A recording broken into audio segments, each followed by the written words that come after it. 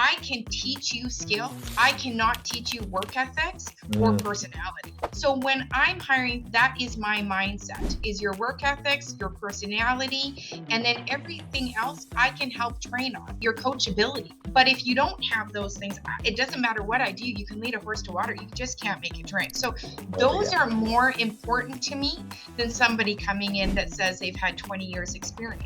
My name is Misa Avalos, and I started a cleaning business back in 2018 with no clue on what I was doing. And now it's a 7-figure company. On this podcast, I sit down with other cleaning business owners and talk about the real journey. This is a Cleaning Journey podcast.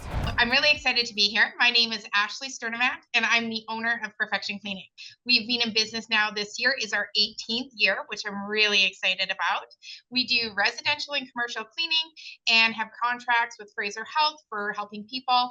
And really the goal and the mission statement behind my company is ensuring that all families, all businesses have a good, clean level of service that is respectful, and then also too that we have a big community presence, because I think as a business owner and as growing in the business, it's important to also utilize our platform in helping other people. So that's a little bit about me, myself, and my company. It truly shows in what you guys are as a company, and I'm just happy for this interview. Now, I really want to know what inspired you to start your cleaning business. Like, how did Ashley come up with this idea of like, I'm gonna do a cleaning business?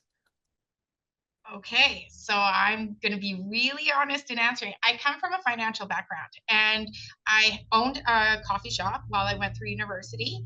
And when I graduated, I worked for AGF, and I loved what I did, but I wasn't able to have a healthy home work life balance with my children. And so in that, I actually started the cleaning business to hire cleaners to help for me and my friends while I was figuring out and navigating moving forward with my life of what that was going to look like. And I'm a pretty big perfectionist as is, so perfection cleaning really stands to who I am. And in that, everybody found out that I knew that I started a cleaning business, and it was really more and more people who were interested in having my name in their home that made me reevaluate and decide that this was going to be a career moving forward. I do love business. I love people. I love developing. I love growing. And that's in every aspect. And I really think that as a purpose of a human being, is to better others and to better everybody else around me. And that's how I've been able to grow my company, start my company.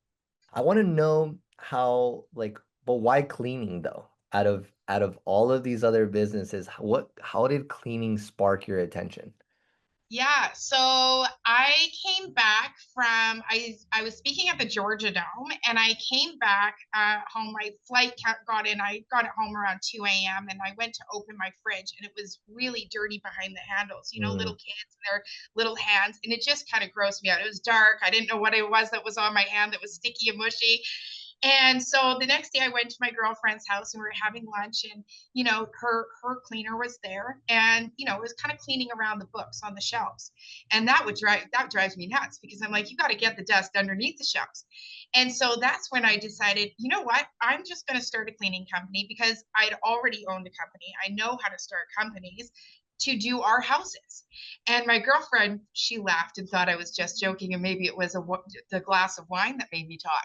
But really, actually, I was serious about that. And that's actually what I did. I hired two people right away, and I had enough of my friends. We had house cleaners. And, I really realized that industry needed a little bit more perfection to it. It needs to be a little bit more regulated. And so, that's what made me start it.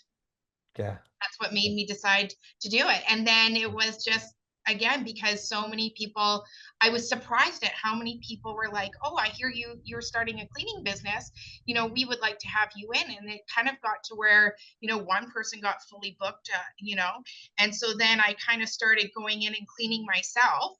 And I thought to myself, well, I for me, I have really good talent, and my talent is bigger than that, and so I wanted to grow something bigger than that, and that's how, then I hired a second person, and I got busy there, and then I hired a third person, and well, at that point, I was like, well, here I am. I'm an owner of a cleaning company, and let's go full-fledged force for it. Yeah, that's amazing. So the dirty fridge of your kids' fingers all over the fridge, that's what spiked it up, huh? That's what spiked it up. Exactly. I just Wow. couldn't. It was my final straw. I couldn't handle it. Yeah. A little bit of kid, a little bit of wine, and started a business. That's amazing. Exactly. Yeah.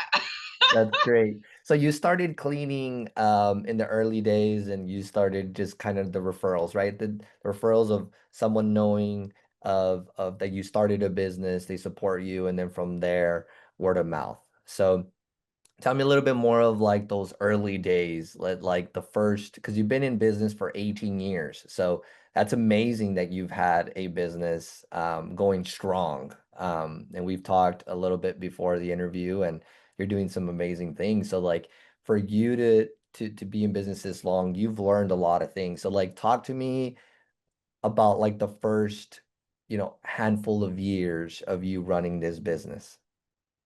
Yeah, so I would say I was on the field myself for probably the first 3 months ish. And then I realized because, again, I would talk to people, I would let them know that this is kind of what I'm now starting to do. And I was getting more phone calls for the referrals because if clients are happy, they will refer and they will say something. And also too, advertising was big. So back when I started, there wasn't really Facebook. There definitely wasn't Instagram, I don't think of. And so really it was like putting a magnet on your car and off you go. And we really relied on people, asking people for referrals. Hey, if you're happy, do you think you would know somebody that may be interested in our services? Mm, And from there is where my name got out more and more.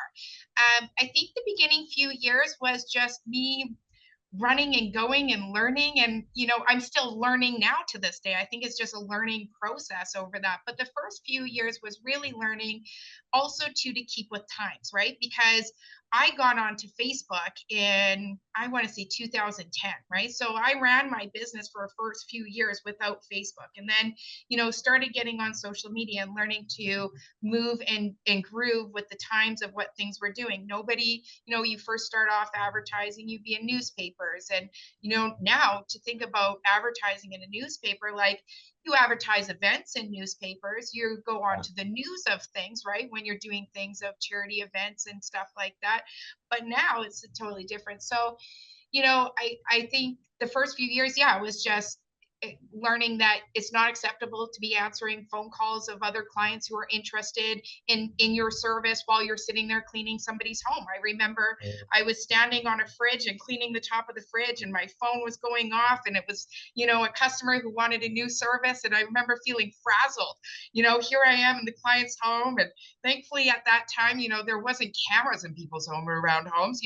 I took that 5 minute phone call, which is like totally not okay now, but took that 5 minute phone call. And I remember thinking, I don't have a pen and paper to write this person's information down. I don't have a calendar mm, in front of me. I have no idea the next available date I can do this, and so that was my realization of the moment that, okay, you know what? I've put myself in a spot that I actually need to have a computer in front of me and a phone line. And I need to really do this, you know, leg- not we were always legitimate. We had we had our business name and our business bank accounts, but when you start off with a cell phone number. You don't start off yeah. with a landline, right? Well, for I would think for most cases, unless you're buying an already built cleaning business. And so, you go through each little struggle as you grow, right? And so now you're behind a computer and you're starting to learn to hire, and you're hiring right, you're hiring wrong, you're figuring that all out. And so that was really my first few years. And I think year 3, I built a little office in my garage. At first, it was a little office in my home. And then I leveled up and I had a 3-car garage. My third car garage, I was really excited, put the wall up, made it really pretty, had a little chandelier. And, I had a desk and a computer. And from there, I had to start getting, two computer screens. And then we started getting busier and I couldn't manage all the phone calls and, starting with training systems. And I really realized in that moment, you know, people aren't me. And so now I need to figure out how to get me on the field. So the quality of service is what I expect and what I want, but with me being in the office. And how does that do? Because, coffee shops are very differently ran than, and same with being, when you go into an organization and people have their degrees and they kind of know what they're doing, you just kind of set them up with a system and there they go. But here in this cleaning business, I was like, how do I train somebody to clean a toilet? Because to me, like, I don't know how I learned it, but I just knew it. I wasn't born with that skill, but I figured it out. And I can notice every little itty bitty thing. You put me in a mall and I'm like, I don't know if it's Halloween in July in this store, where most people wouldn't notice that, right? But I notice these things. So Yeah. I think, then my journey went to learning on how to then, you know, train down. How do I get my team members to be me on the field, right? And from there, I realized I was spreading myself thin, and so I needed to hire somebody else. And then in my little itty bitty space, I had another desk behind me, and we could literally bump chairs at that point. But I wouldn't change anything for the world because it really gave me the way of growing and learning structure. And you have to go through those little moments, right? And I think every business, it doesn't matter what type business it is, unless you're buying an already built business, when you're building it yourself, it just brings character and it gives you extra little momentum and stories. I always joked around like, we would just literally bump chairs. Then we started getting two phones and, because the phone started ringing so much. And it was like, I'll be honest, I'm a pretty loud, bubbly person. And so, like, it sounded like we were in a huge call center when somebody else behind me was on the phone. And, I thought, well, I'm now not giving proper quality phone service because, while I'm on the phone and I'm giving a great call to a customer and, because when I talk to people, they become my friend, right? And so it's not like just a, book here and there. Like, I'm going to know about your cat. I'm going to know about your dog. I get calls in telling about graduation, different things that happen, and so from there, I really, and also to realized, that while things changed in structure of how you manage, with sickness and things like that and distancing and stuff, I then grew and got, a business outside of my home, which was an amazing growth because then it gave me work-life balance easier, right? Because it's easy to say Saturday morning, oh, hey, I know client so and so has this going on. I'm just going to quickly go in and give them a call and say hi and see what's going on, if there's anything we can help them with, right? And there you are, you go into your office at 8 a.m. in your pajamas with my messy bun, and it's like 4 p.m. and I'm still in the office and my whole Saturday's gone, right? So having it outside of the house has now provided me with a bit work-life balance and provided me to be able to scale up because now I have, an actual administration team. I have an actual management team, that has their own little square space and can close the door. So, again, I'm pretty loud. My presence is known when I'm in the building. Uh,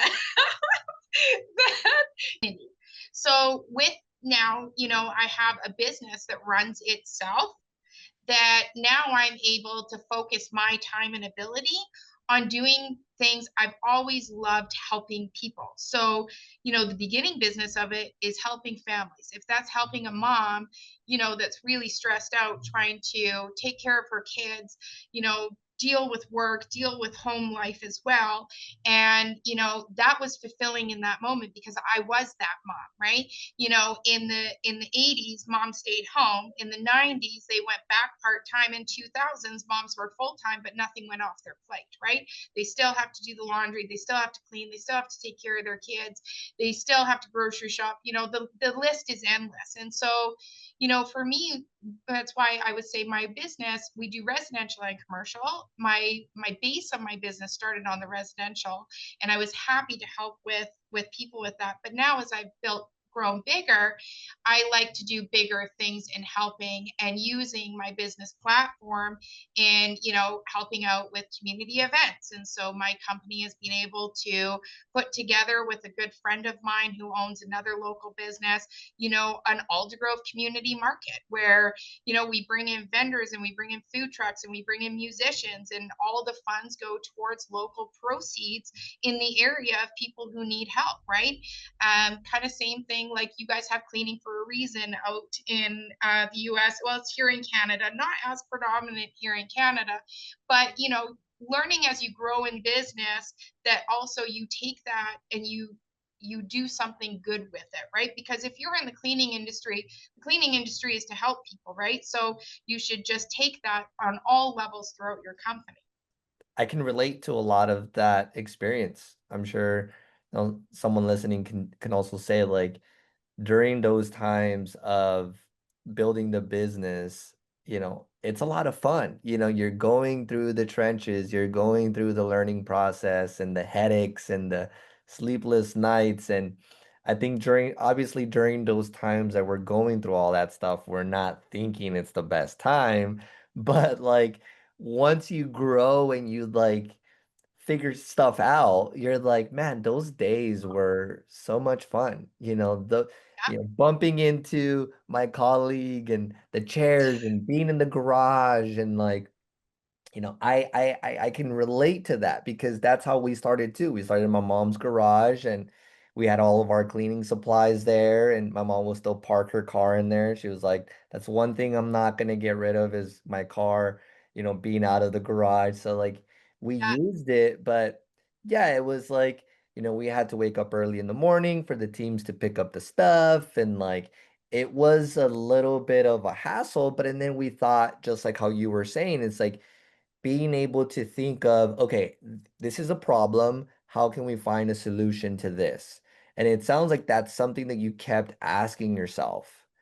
absolutely. I think every business owner, at least I'm going to speak for myself, there was many times I wanted to give up.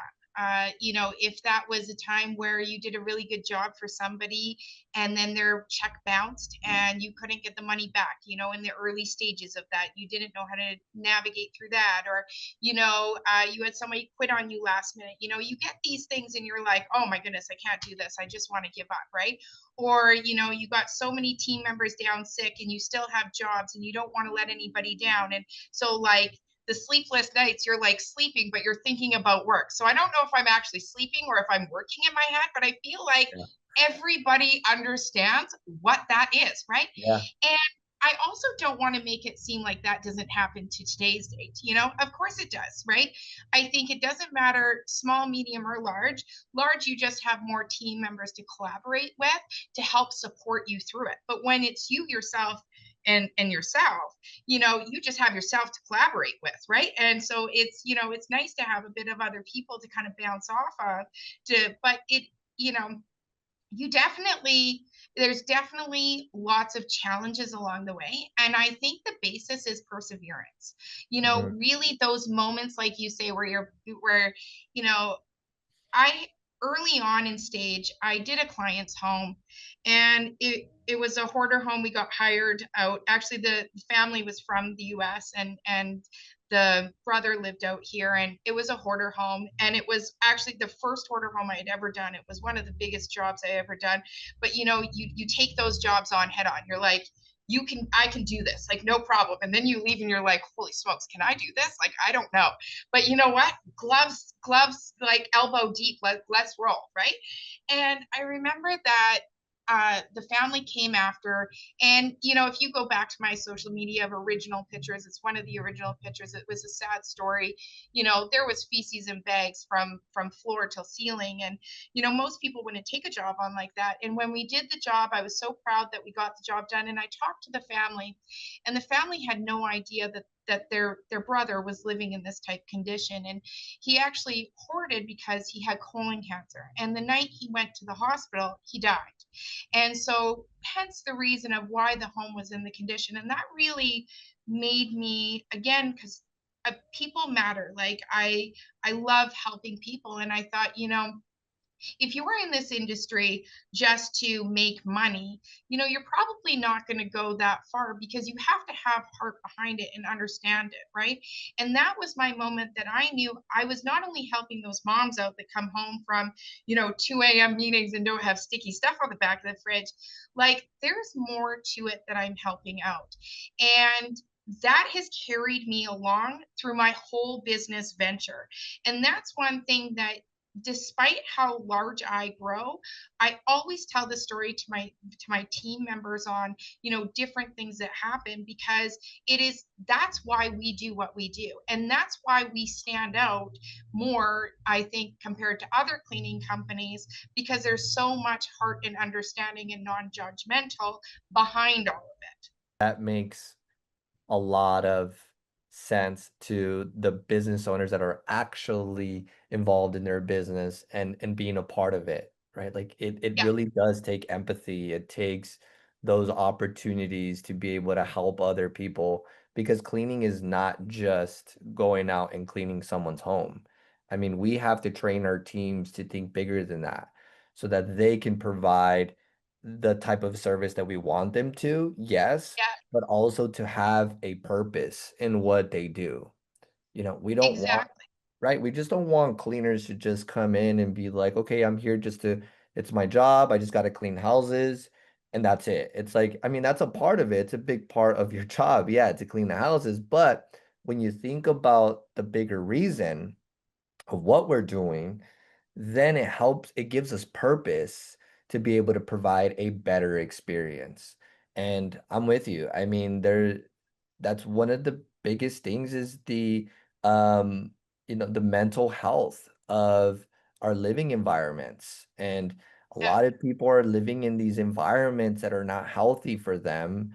And like what we were talking about earlier, like we're so stuck in our own little world that we don't get to see outside much unless we step out of it. And a lot of people are just stuck in that, and they yeah, need someone to help them and give them purpose again. And we can do that through cleaning. So I'm with you on exactly. that. Hey, real quick, before we dive back in, if you're a cleaning business owner stuck in the day to day, doing the cleaning, handling the calls, and working crazy hours, I want you to know that there's a better way. I help cleaning business owners just like you build systems, hire right, and understand their numbers. If that sounds like what you need, go to the link in the description and book a free strategy call with me. Don't keep doing it alone. Let's build something better together. And that's what helps, back to the question was, that's what helps on those days where you want to rip your hair out, you want to cry, Mhm. you're up all night trying to figure out, how are you going to get this big clean that has to be done, and you're down team members, you're going to put yourself on the field and now there's no one answering the phone. And while those are very challenging and help with growth, it's those little moments is what kept me going through everything, and realizing how I'm actually helping people. And so for me, that's what conquered all the negativity. And even to this day, sometimes things happen, right? And it's realizing what my company, what we do, is why I continue on. And I'm sure your teams feel it. You definitely have that energy in you that just flows out of you. And when our teams feel that from us, because as leaders, it needs to come from us first, right? Like Yeah, when it comes from us, we feed it to them, and then they know, hey, this is the purpose and the mission of this company is to help other people. And it really is, it gives meaning to our career, to our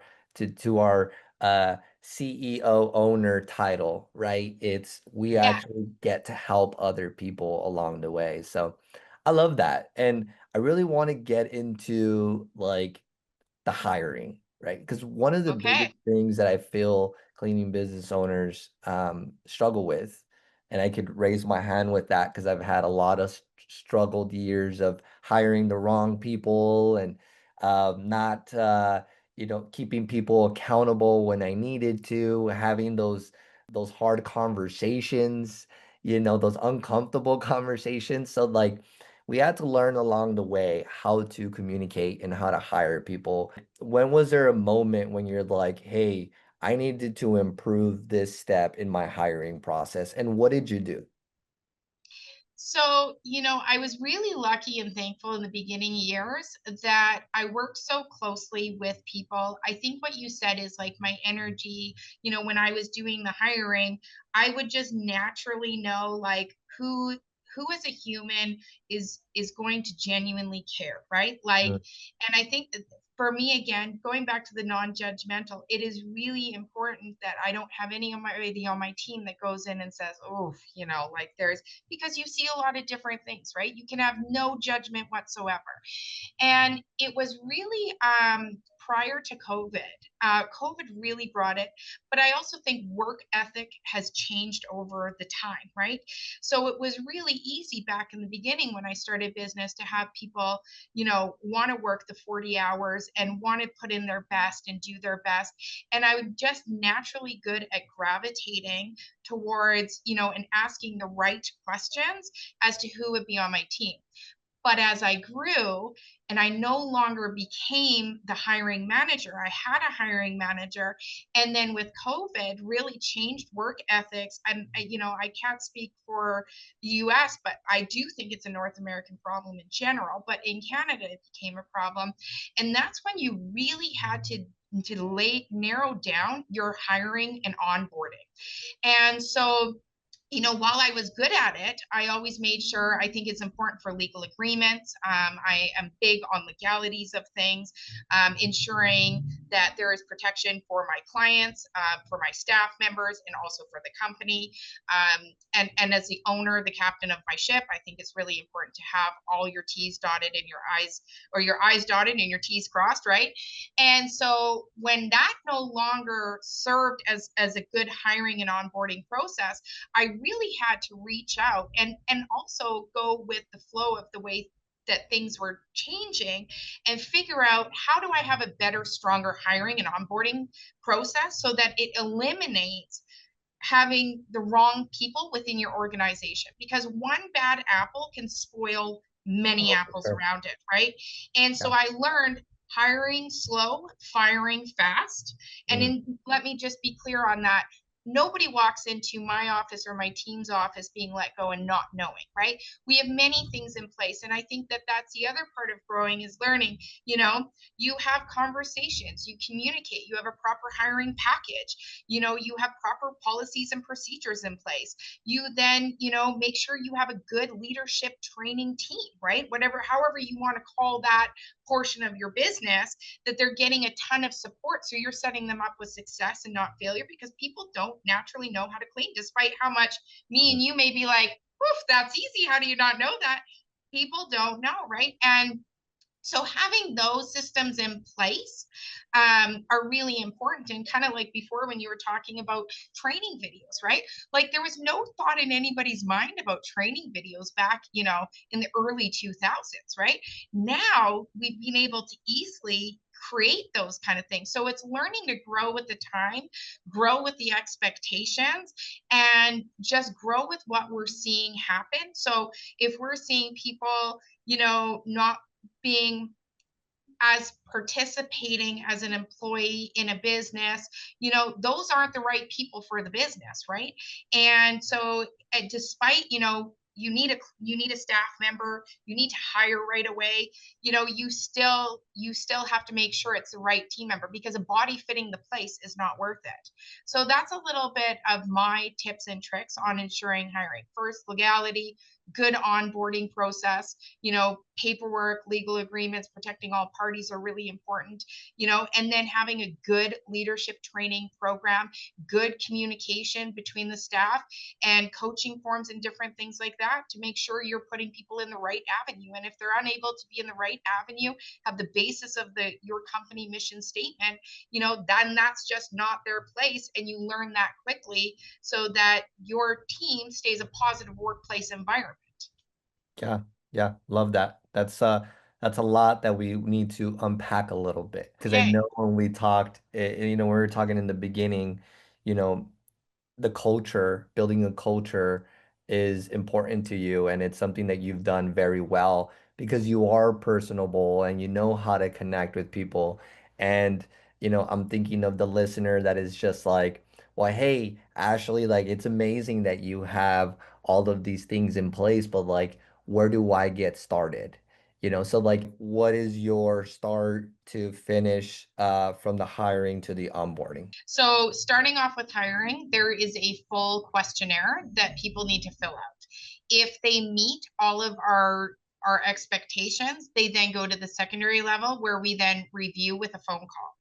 If they pass that, then we do a actual interview, and it used to be in person, but now we do it via Zoom. We do get references, criminal record checks, and then from there, if we move forward with the applicant, we then hire them. So they then go through an orientation process.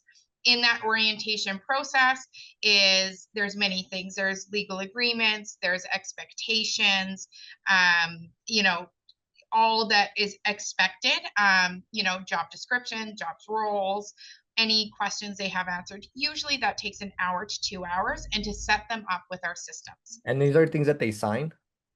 Yes, correct. Okay. So Yeah. like they sign like as an employee agreement, and then they sign like an expectations doc.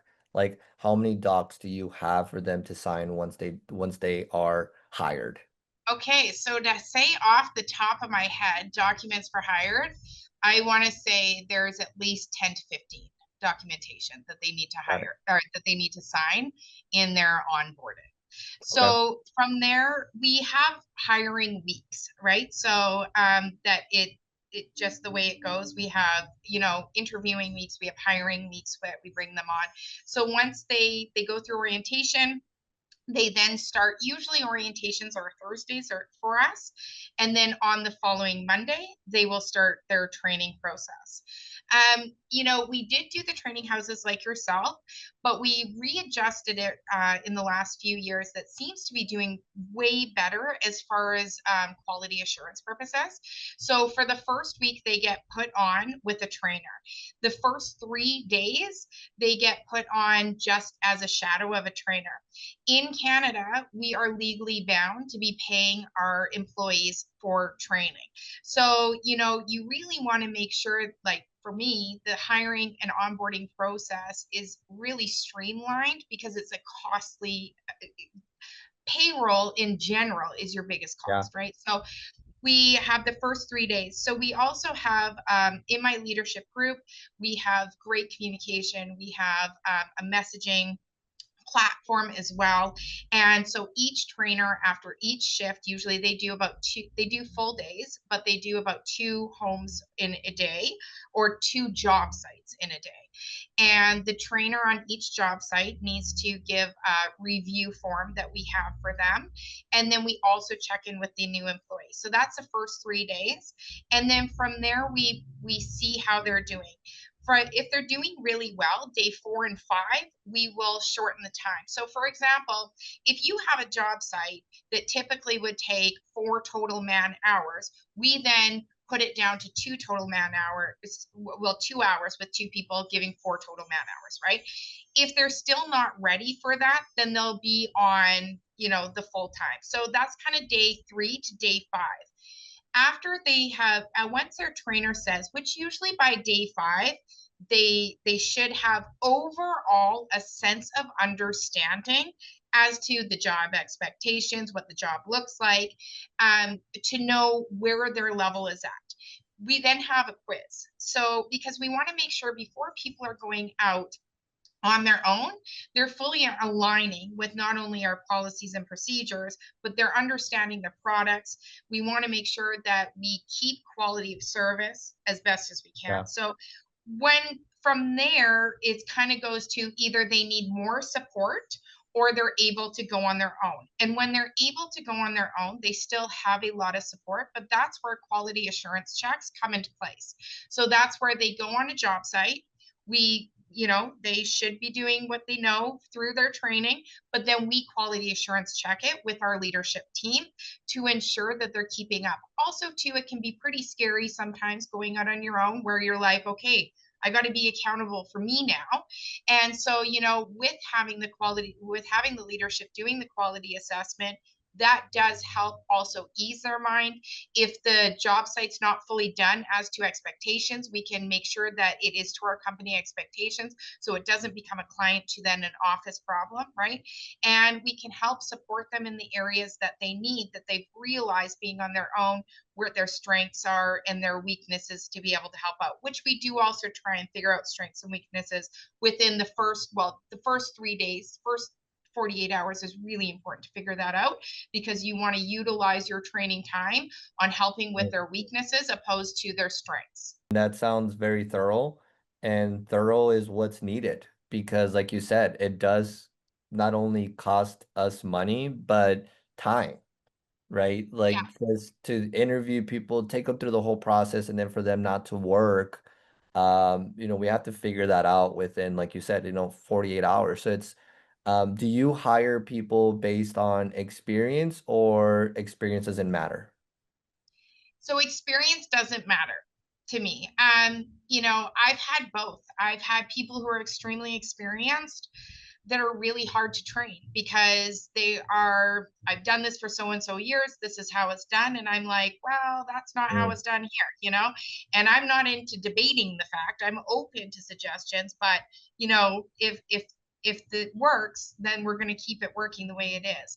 So, if I see somebody that has really hard work ethic, we are kind of more in a farmland kind of area, and you've had somebody who grew up on a farm who, takes care of horses and does yard work and stuff. I know their hard work ethics. I can teach you skills. I cannot teach you work ethics or mm, personality, right? So when I'm hiring, that is my mindset, is your work ethics, your personality, and then everything else I can help train on, right? Your coachability, right? But if you don't have those things, it doesn't matter what I do. You can lead a horse to water, you just can't make it drink. So those yeah. are more important to me than somebody coming in that says they've had 20 years experience. You can't teach reliability and coachability. You just Yeah. can't. Now that they've gone through the training, they're good to go. Everybody has thumbs up on this person. Like, how do you make sure they have a good experience with your company? Yeah, so I think that's where, again, my leadership team and, overall, my leadership and my management team, my office team is really important. Each one is equally important. My leadership is important because they should have built up a good rapport with that team, the new team member, so that the team member feels confident and comfortable to go to the trainers. And we do have several trainers, so we do put them on with different ones because people connect with different people, different personalities. And then in that, we also have our admin team that all our members are really in constant connection with. And our office manager, she's wonderful. She always really likes to connect. So I think that that's one thing. And we have a messaging site. So we are always putting up messages if that's, our our our satisfaction statistics rate per week, keeping people engaged. We do a lot of employee incentive and, promotional type stuff to, make you want to make your team members feel appreciated and to feel understood and to feel like they're working for somebody that really cares about them as a human being and not just an employee. And so, as long as that comes not only from me, but from my management and my leadership, I think that helps with new team members feeling engaged within the company and staying engaged within the company.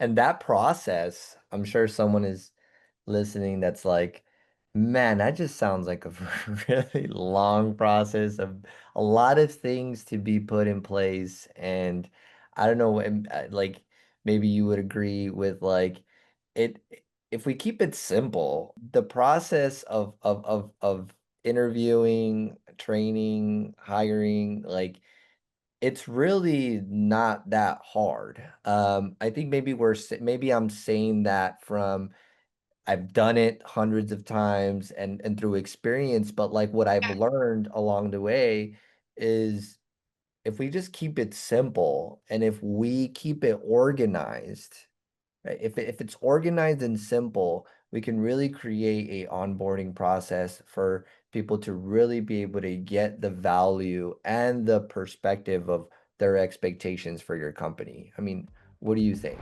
If you're getting value out of this episode, hit subscribe and send it to another cleaning business owner who needs it. Now let's get back into it.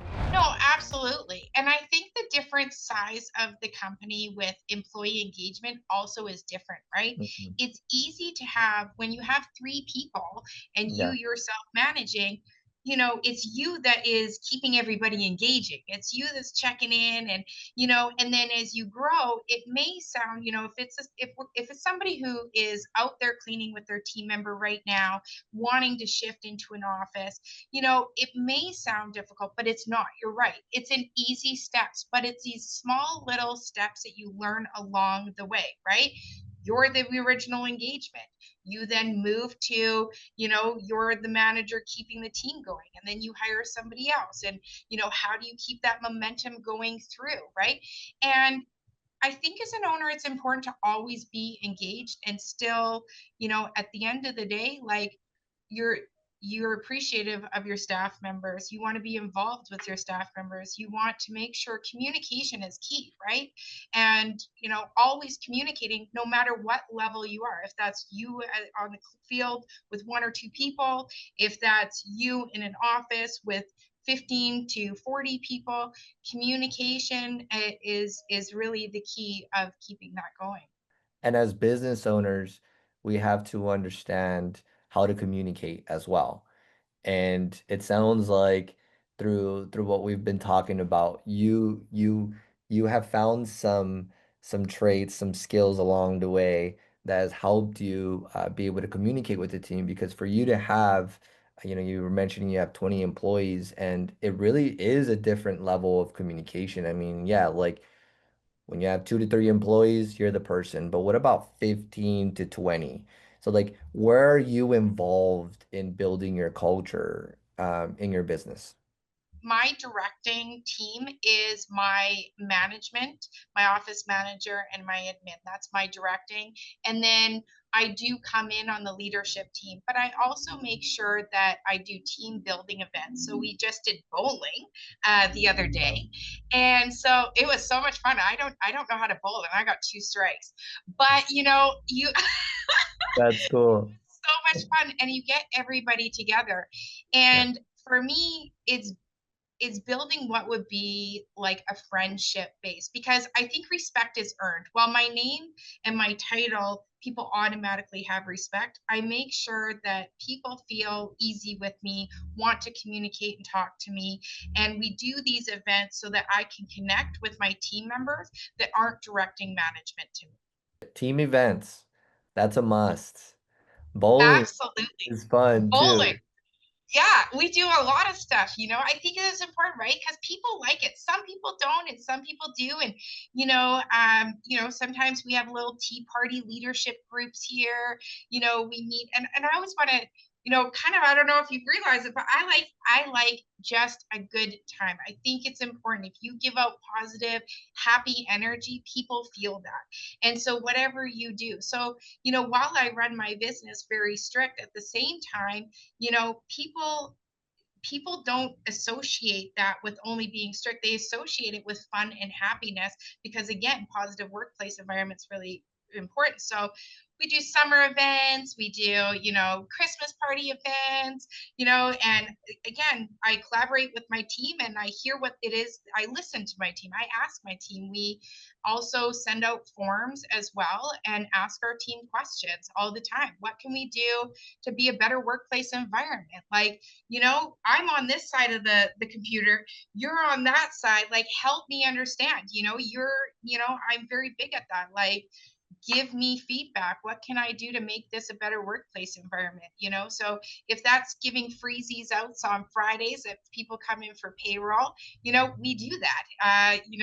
There's a new Dr. Pepper and cream soda that's supposedly really good together. And Yeah. so that's going to be our next thing. We realize this at the team bowling event, but it's those things that get you to connected to your team members that you don't necessarily see all the time. And I would say, I try and pop out every once in a while when certain staff members are in my office if I hear them and I'm available. And when I pop out, I just ask them about their world, like what's going on, like what are you doing this weekend, or how's so and so, or how's such and such the last time I talked to them. And that, I think that's how you make a positive engagement within your work field. It sounds like you understand the importance of building a culture.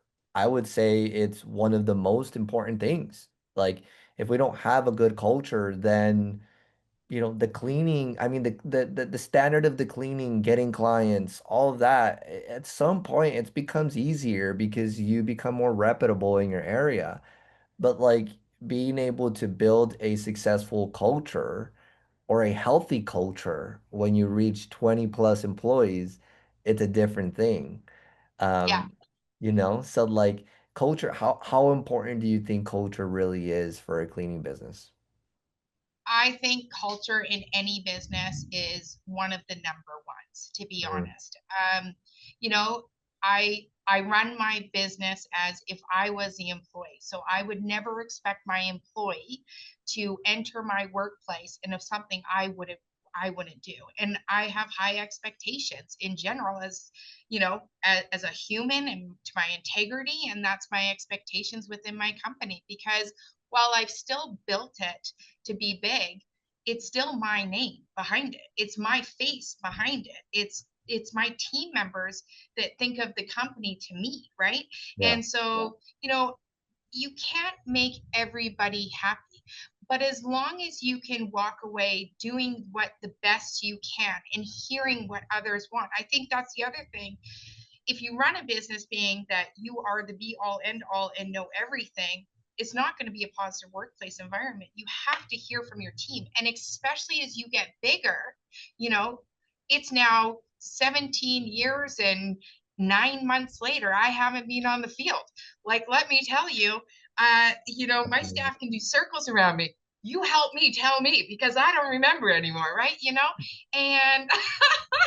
I think that's what culture is important, right? It's not that I don't run a dictatorship, I run a collaboration which people appreciate. And if you have happy staff, you have happy clients, right? Mm. You have staff coming in, skipping up the driveway saying, "Hey Mary, it's me. How are you?"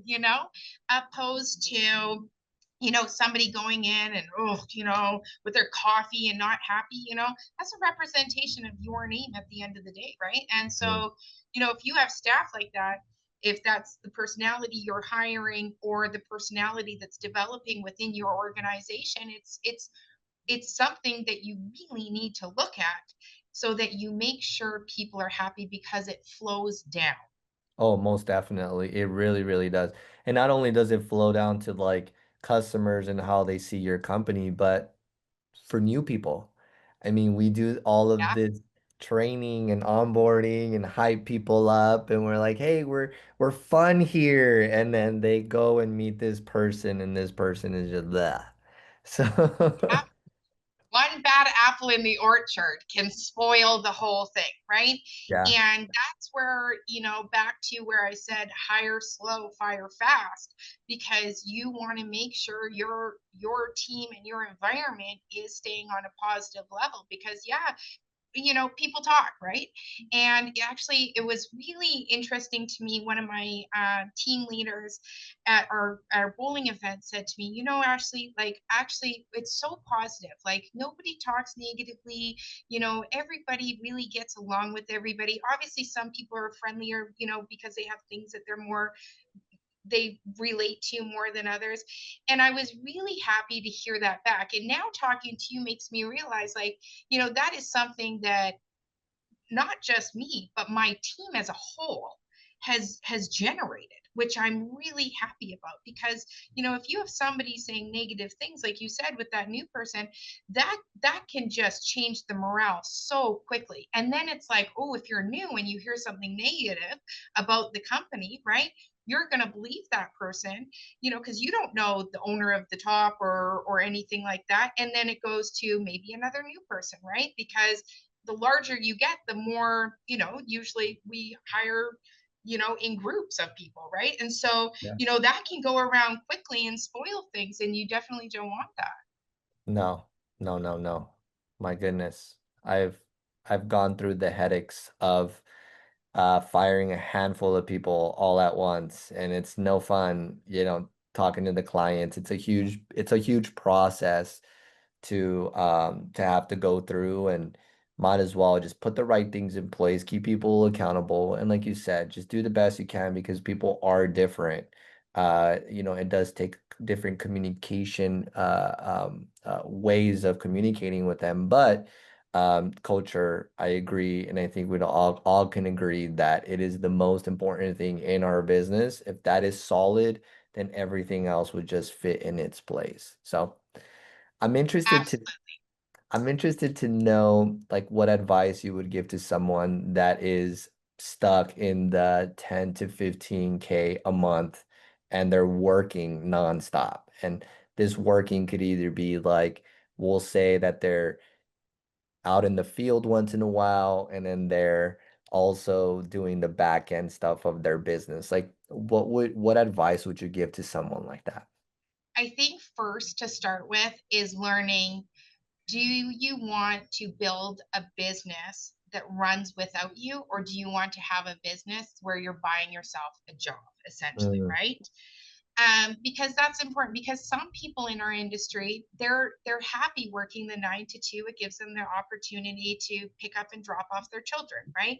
And so, for that aspect, it's a little bit different. But I think when you're there, it's scary to hire or to think, I need to hire somebody of an administration role, right? Because now that's an extra, 50, 60, 75,000 extra a year that your business is putting out.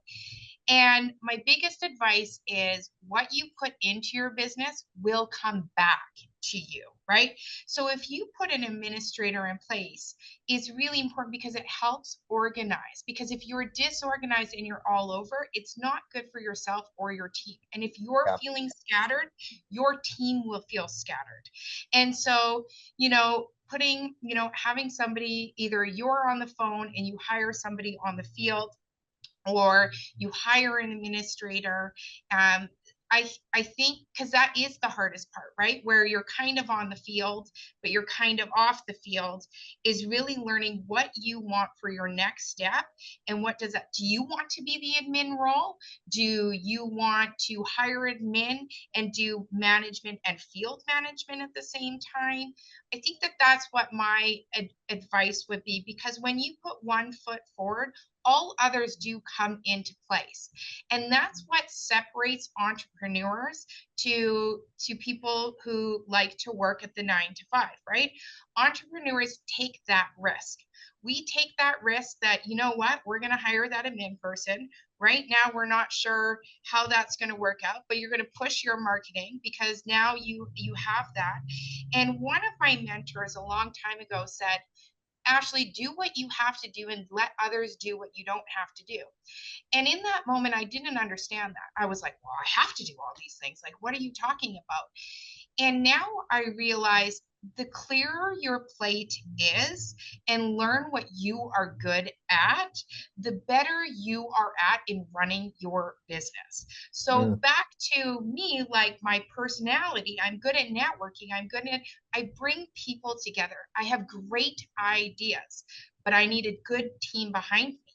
And so while it's scary to be like, oh, I got to hire this extra role, it does all go into steps into place following. And that's a big question to ask. What you were saying is like, you really have to know what your next step is in your business. I mean, if you want to build a business where, it's a small business, you're still working and you enjoy the cleaning, there's nothing wrong with that. But if there's something where you want to build where you're not cleaning and you're having a bigger team and you're hitting bigger revenues and serving more people, then the steps that you just shared, it's very important. You got to replace yourself and be able to delegate the things that you're not really good at so that Yeah. you can do what you shine. So I'm sure like if you would have told me, hey, Misa, I'm out there in the field, I would have been like, Ashley, what are you doing? Like, you're vibrant. You need to go talk to people. That is your personality. That's where you shine. Like, and that's the same thing, like how other people are too. Is like some people just have a beautiful personality where they need to be in front of people all the time. Cleaning a toilet is not where they're gonna get their best value out of their day and their time. So actually, I would like to know what you would say if it's like, hey, you know what? Actually, I don't have, an extra 4 grand a month to be able to hire someone to fill in that role. What would you do then? So I think if somebody is on the field and they don't have that money to make an admin, I think that's where you then become the admin and then you hire team members on the field, because you're always going to make money when there are team members on the field, as long as you know your overhead to what your costs are to the profit. Mm, And from there, get yourself busy enough that you have that.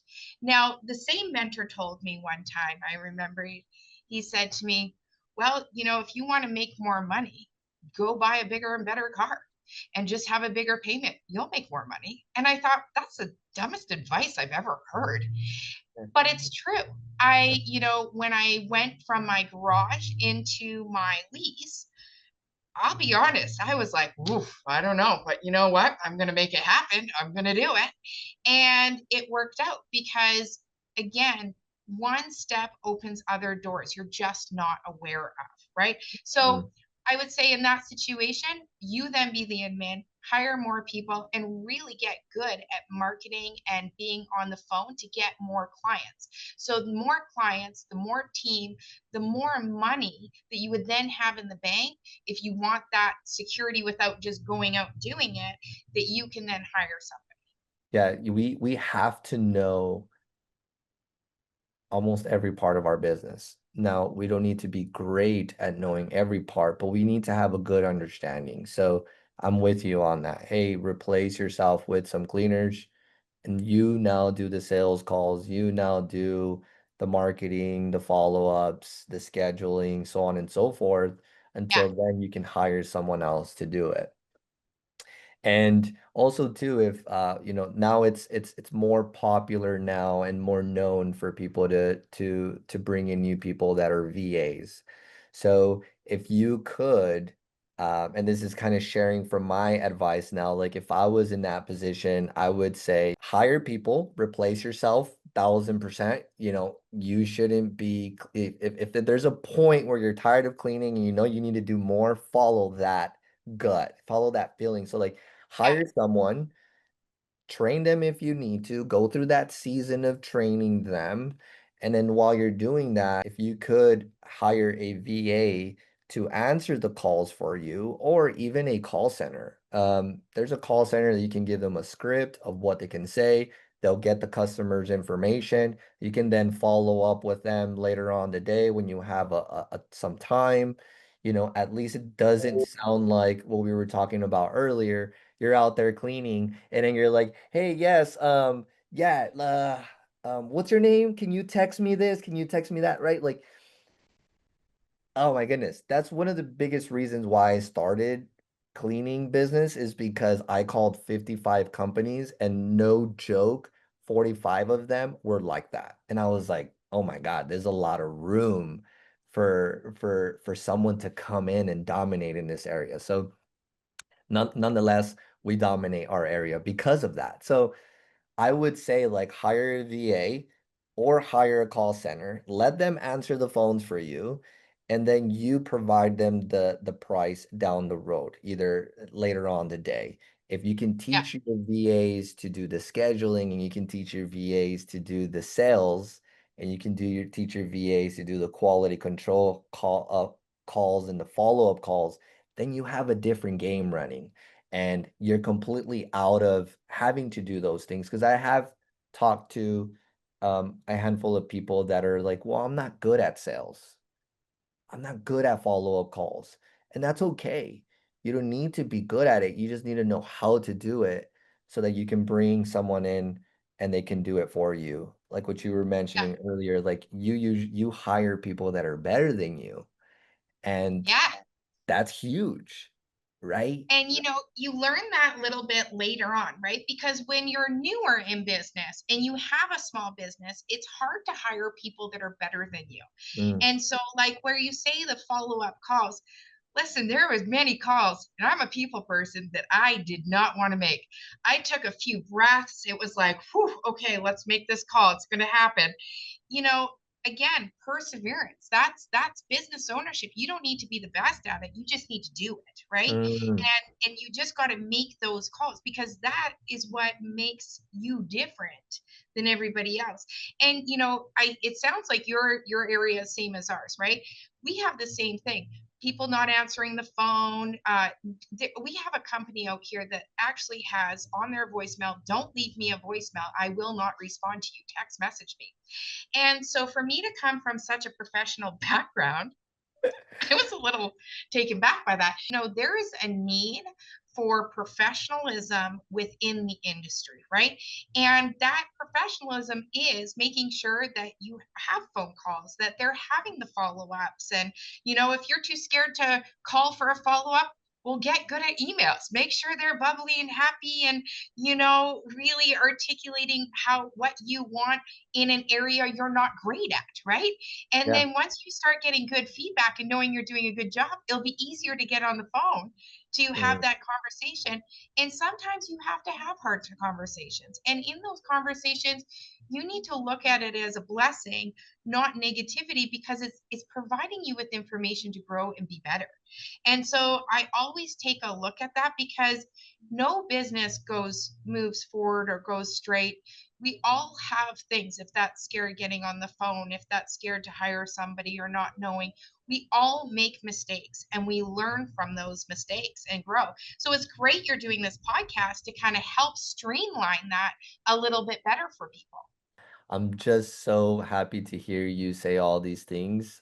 So many people are going to get so much value from this. And if you're listening and you're not writing notes, like you have to be writing notes. Like there is just so much packed information here on the hiring process and building that culture.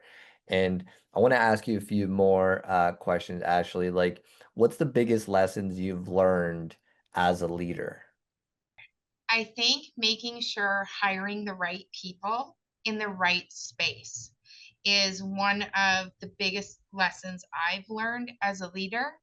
And you just have to be yourself, and go with your gut instinct, like what you said. Because for me as a people person, I always want to help somebody. I always look at the best in people, and you got to really realize your gut instinct on things and not to take things personally, right? So when you have a great relationship with somebody and they quit on you with no notice, those things would really hurt my feelings. Mm, And it would actually be the hurt feelings that would be hardest for me, not the fact that I have to move around, I got to figure out my schedule, I'm up at 3 in the morning dealing with it. you know it was more so that this isn't me personally. This is I'm a good leader. And what can I take from this? If there is anything to take from this, I think that that's one of the biggest things I've learned in leadership, and to treat people like people, and that you earn the respect from other people. People will work harder for you if you are just kind, and you lead with kindness, you lead with knowledge, you lead with structure, and you lead with respect, and also to security and comfort, right? People yeah. need to know you are kind, you are fair, but you have things organized, you know what you're doing, and what you don't know what you're doing, you will figure out what you're doing, and they trust in you. And Mm, so that would be my biggest thing as a leader of learning. yeah. What keeps you going? What keeps me going is like the story I told you about at the beginning, in helping people. Originally, it was helping the moms. And then realizing the different levels of helping people. And for me now, on that on top, I'm able to do a bigger, broader sector of helping people within my community. And so, we gave away over $4,000 over Christmas time to different families. With my business, I'm able to put together my market, like I said, that is able to help support local areas. Right now, we're doing something for our local Aldergrove Veterans Senior Society that needs help for funding for roofing. And so for me, I love business. I love people. I love helping. But because my business no longer needs me as far as hiring, just the basic running of the company. My business needs me with ideas of adding different services, adding different things, how to keep things moving, and, being out there in the community. And so that's what really keeps me going right now. And I love what I do. Don't get me wrong, there's days where, I want to rip my hair out and, because we all have those days, right? There's never going to be a period. You're never going to be at a space in your business career or in your life that everything, I think, in my opinion, is just perfect, because you're always, business is about, growth in whatever way that is, right? For each individual. If that's that mom that is doing the 9 to 2 while her kids are in school, and as they move on, she wants to grow and do something else, or, grow and make it bigger.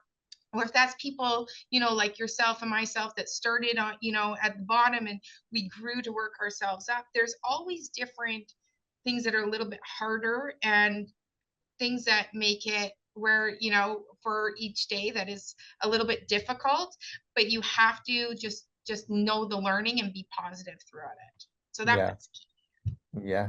No, that's beautiful, and that's real. It's a real, it's something real to hold on to and wake up every day and continue knowing that, hey, this is why I'm doing what I'm doing. Because yeah, business is hard, and there's a lot of lonely nights, a lot of stressful nights, and you can get to a point where it's a lot of fun. I mean, I can leave my business for weeks at a time, and I can have a great time, and I know that my teams are doing what they need to do. I come back and the house is not on fire, everything is good. There's a couple problems, got it. How did you guys solve it? And then we move forward. But having that purpose and have something that keeps you going is very, very important. And I'm excited to, for others to relate to that, to know that like, hey, we're not alone. There's other cleaning business owners that are also going through a lot of this stuff. And then the hiring, I mean, that's one of our biggest things in our industry that a lot of people have trouble with. I'm really excited for your success, for you to have the 18 years of business and having these many employees and just your energy and having people around you. Like, you're going to be so successful. You're going to do great things. You love your community, and your community is going to be served by you through your actions. And I would say, I would challenge you to continue doing that. Feel your heart and grab onto that excitement that you have when you give to your community, and go bigger, right? Like, do Right. bigger things, and you're truly, truly going to shine. Thank you so much for sharing your journey. It's powerful to look back and see how far you've come and everything that you've done along the way. Like I mentioned, you have the personality for building a great culture. And when you build a great culture, you build a great team. And so today, if today's conversation inspired you and you feel like you connected with Ashley and myself today, share it with another cleaning business owner who needs that spark. But thank you again, Ashley. I appreciate your time for today. Yeah, thank you so much for having me. I really appreciate it. If you got value out of this episode and you enjoyed the conversation, share with another cleaning business owner. It truly helps us grow this podcast. My goal is to bring real conversations from real business owners so that we can grow this community together and help each other out. So if you really like this podcast, subscribe, and I'll see you on the next episode.